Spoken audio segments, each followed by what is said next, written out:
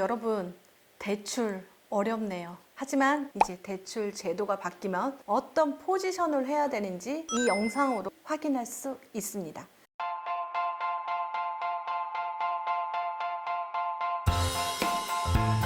안녕하세요. 청양에 계신 IMF 정지영입니다. 여러분, 대출 계속해서 영상 나오고 있는데요. 이번에도 바뀔지도 모른다는, 그래서 제가 바뀌는 대출 제도에 여러분의 돈을 대신 계산해 드리겠습니다. 지금 윤석열 당선인의 공약을 보면 LTV 80%, 70% 준다. 그것은 LTV, 그러니까 집값에 한해서 그 비율만 이렇게 정해진 거죠. 하지만 그런 대출을 받으려면 DTI나 DSR이 필요합니다.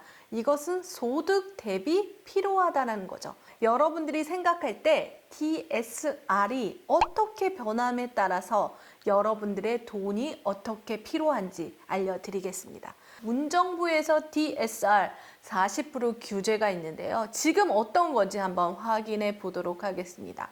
1단계, 2단계, 3단계, 와, 정말 많이 바뀌었는데요. 작년 최신 버전으로 알려드리겠습니다. 21년 7월에 6억 원 초과 주택, 1억 원 초과 신용대출은 DSR 40%의 적용을 받았습니다. 그래서 6억 원 아래로 여러분들이 매수를 많이 했다는 뉴스가 나왔습니다. 여러분, 이런 걸 보고 포인트를 잡아야 됩니다. 그런데 올해 22년 1월에 어떻게 됐냐? 대출내 2억 원 초과 대출자는 DSR 40%가 적용이 된다라는 겁니다. 사실 주택담보대출에서 2억 원 거의 다 되지 않나요? 그래서 지금 대부분 거래 정지가 된 게 바로 주택담보대출의 DSR 40%. 그런데 7월 달에 어떻게 되냐고요? 7월 달에 1억 원 초과일 때도 DSR 40%를 본다는, 쪼이는 이 정책에서 윤석열 당선인께서는 어떤 DSR 추진안을 가지고 있는지, 이것은 확정된 것은 아닙니다. 지금 DSR 같은 경우는 총 대출액, 그러니까 금액이 아니라 5억 원 초과되는 사람이 DSR을 적용을 하겠다. 여러분 생각해보면 5억 원 대출을 내려고 하면 LTV 80%다. 이러면 6억 원의 시세를 가지는 주택의 담보대출의 4억 8천, 그러니까 80%가 되는데 여기까지는 DSR을 안 보겠다. 그렇게 생각하시면 되겠습니다. 그런데 7억이 넘어간다. 7억이 넘어간데 80%니까 5억 6천까지 되니까 5억 6천 넘어가면 DSR 40%를 보겠다라는 겁니다. 그러면 여러분 7억 사고 그냥 5억 대출 받아요. 그러면 DSR에 걸리지 않습니다. 그런데 DTI는 봅니다, 여러분.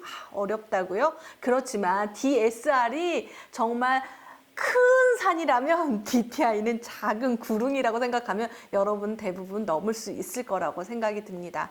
그러니까 우리 근로소득이 참 소중하다. 그리고 주택담보 40년 이상 초장기 적용.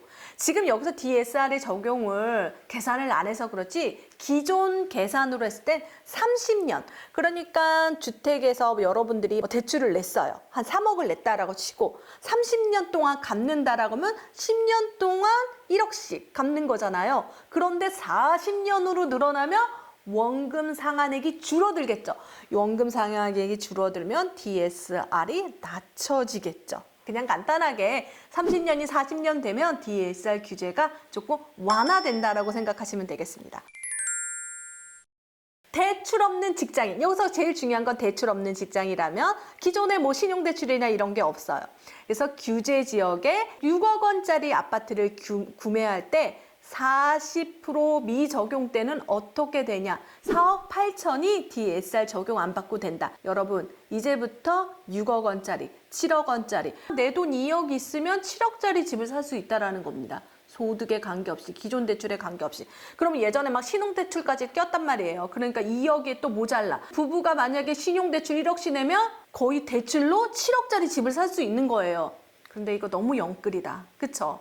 그러니까 여러분들이 자산, 그리고 소득 대비 좀 계산을 하면 되는데 그래도 예전 같은 경우 7억 살려면 못 사, 안 돼, 대출도 안 나와. 옛날에 2억 8천밖에 또 대출이 안 나와가지고 뭐 4억 2천 돈이 있어야 되는데 그리고 거기서 신용대출도 낼 수가 없는데 4억 2천에서 빵원 필요하다는 거예요. 그렇지만 여러분 제한 조건은 있다라는 겁니다. 그냥 무작정 많이 내준다라는 거는 아니죠. 이 방송을 보시고 계시는 분은 청약에 관심이 많을 거라고 생각이 듭니다. 이번에 안양역 프로지오 더샵 내가 당첨이 된다면 제가 계산을 해드리겠습니다. 41타입 분양가가 5억 3,430만 원입니다. 야, 비싸다. 비싼데 여러분 만약에 당첨이 된다면 계산을 해보겠습니다. 분양을 받잖아요. 계약금은 5,343만 원 정도는 계약금. 이것은 대출이 안 돼요. 이것은 꼭 있어야 돼요.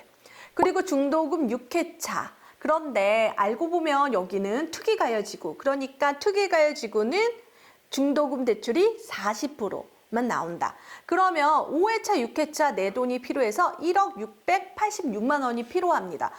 더하니까 내가 입주 전까지 적어도 2억이라는 돈이 필요해요. 어떡하지 고민이 됩니다. 그렇지만 만약에 그래서 중도금 대출이 60%로 된다면 아까 80%까지 해준다고 하니까 지역의 LTV를 없애준다고 하면 이 돈이 필요하지 않겠죠.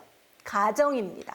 그리고 이제 잔금이 남았습니다. 잔금에서 1억 5,870만 원이 필요한데 LTV가 80%라면 KB 시세가 6억이라고 치고 아까 5억 얼마인데 집으로 변했을 때는 KB 시세가 또 나옵니다. 하지만 그냥 6억이라고 생각이 들면 4억 8천 대출이 가능하고 DSR 적용이 안 되니까 5억 3,430만 원의 분양가에 계약금을 빼고 4억 8천을 빼니까 잔금할 때, 그러니까 입주할 때 87만 원만 필요하다. 그러니까 여러분 생각해보면 사실 지금 DSR 규제랑 뭐 LTV 40으로 한다면 내 돈 2억 이상이 필요한데 만약에 이게 완화되고 LTV도 완화된다면 5천만 원에 내 집 마련을 할 수 있다는 거죠.